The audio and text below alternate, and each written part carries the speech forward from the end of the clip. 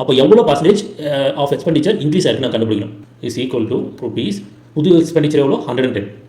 So 110 minus பழைய expenditure எவ்வளோ 90 பண்ணிங்கன்னா உங்களுக்கு எவ்வளோ ருபீஸ் ஆஃப் எக்ஸ்பெண்டிச்சர் 2 வருஷத்தில் உங்களுக்கு இன்க்ரீஸ் ஆயிருக்கு கண்டுபிடிச்சோம். 20 ரூபா வந்து உங்களுக்கு இன்க்ரீஸ் ஆயிருக்கு. சரிங்களா? ரைட். ஸோ இப்போ நம்ம என்ன பண்ண போகிறோம்னா இன்க்ரீசிங் பர்சன்டேஜ் எவ்வளோ அதான் கேட்குறாங்க கொஸ்டினில். So increasing percentage of expenditure நீங்கள் ஃபுல்லாக எழுதிக்கோங்க. இதை வெறும் ஐஎன்சி மட்டும் எழுதாதீங்க. So increasing percentage of expenditure எவ்வளோ வரும் அப்படின்னா இப்போ நம்ம கண்டுபிடிச்சி வச்சிருக்கக்கூடிய இந்த 20 இருக்குல்ல, அதாவது புதிய 2 வருஷத்தில் எவ்வளோ இன்க்ரீஸ் ஆகிருக்கு எக்ஸ்பெண்டிச்சர் அந்த 20 போட்டுக்கணும். 20 டிவைட் பை உங்களுடைய பழைய எக்ஸ்பெண்டிச்சர் எவ்வளோங்க 90 இல்லைங்களா? ஸோ 90 இன்டூ 100 இதான் இன்க்ரீசிங் பர்சன்டேஜ். சரிங்களா? ரைட். ஸோ இதை வந்து நீங்கள் கேன்சல் பண்ணுங்கள். 0 கேன்சல் ஆயிரும்.